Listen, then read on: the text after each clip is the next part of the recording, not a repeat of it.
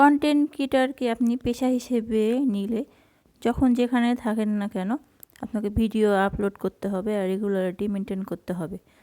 তো এই জন্য আসসালামু আলাইকুম, কেমন আছেন সবাই? আশা করি ভালো আছেন। তো আলহামদুলিল্লাহ আমি অনেক ভালো আছি। তো সকালে আমরা যেদিকে ভাত ভাজছিলাম, তো আমাদের সকালে ভাত খাই বাসার সবাই। ভাজা ভাত খেতে অনেক বেশি পছন্দ করে। তো এটা গ্যাসের সমস্যা হয়, তবুও এটাই পছন্দ করে। তারপরে চা করছিলাম। তো আমি একটু বাইরে যাবো, ওই জন্যে সব সকালের নাস্তাগুলো আমি রেডি করে নিচ্ছিলাম আর সবাই খাইয়ে নিয়ে আমি এখন বাইরে যাব। তো কন্টেন্ট ক্রিয়েটর হতে হলে আপনি যেখানেই থাকেন, যে পরিস্থিতিতে থাকেন, আপনাকে কাজ করে যেতে হবে। তো আমি যেহেতু ডেইলি ব্লগ বানাই, তো এই জন্য আমি যেখানেই থাকি তো আমাকে সেখানেই ব্লগ ভিডিও বানাতে হয়। তো আমি সকালে যাচ্ছিলাম ছেলে স্কুলে ভর্তি করব। তো আগে যে স্কুলে ভর্তি করেছিলাম তো সেখান থেকে অন্য স্কুলে ভর্তি করব। তো এই স্কুলটা আমাদের বাসা থেকে একটু দূরে। তো আমার হাজব্যান্ড সকালে অফিস যাওয়ার সময় ওকে নিয়ে যাবে বলছিল, আর আমি পরে যে নিয়ে আসবো। তো এই প্ল্যানে আছে আমরা অন্য স্কুলে ভর্তি করছিলাম।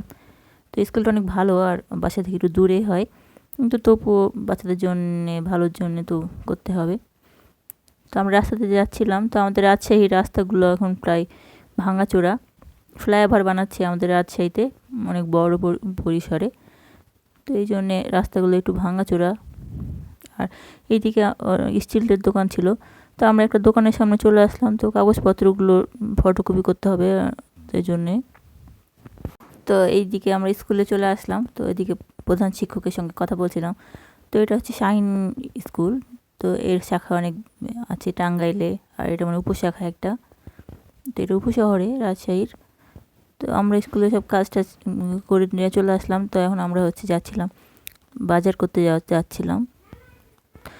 তো ওই জন্যে বাজারে চলে গেলাম। তো কন্টেন্ট ক্রিয়েটর হতে হলে আপনি যেখানেই থাকেন আপনাকে রেগুলারিটি মেনটেন করতে হবে, নাহলে পেজের গ্রোথ হবে না। আর যে অবস্থায় থাকবেন সেখানে প্রায় ভিডিও দিতে হবে। তো এদিকে আমি রেড লাইনে আমরা দাঁড়িয়েছিলাম, ট্রেন যাচ্ছিলো। তো এটা অসুবিধা একটা, খালি জ্যাম পড়ে যায় রেল লাইনে ট্রেন আসলে।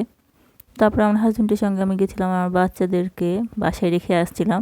বাবা মা ছিল, তো এই জন্য ভাবলাম যে বাজার করে নিয়ে যাই একবারে। তো আমরা বাজার করে নিচ্ছিলাম।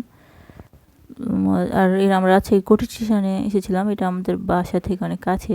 তাই এখানে অনেক বাজার পাওয়া যায়, অনেক রকম সব সবজি বসে। তো এটা অনেক প্রায় বড়ই বাজার বলা যায়। অনেক ফাঁকা থাকে, প্রায় রাস্তাটা ফাঁকা থাকে, জ্যাম হয় না। তো এদিকে আমরা অনেক রকম সবজি সব কিছু কিনছিলাম। আর আমরা মোটর সাইকেল করেছিলাম, তাড়াতাড়ি পার হয়ে যাচ্ছিলাম। আর বাসায় বাচ্চাদের ছিল, ওই জন্য তাড়াতাড়ি চলে যাচ্ছিলাম। তো ভিডিওটি এ পর্যন্তই, সবাই ভালো থাকবেন।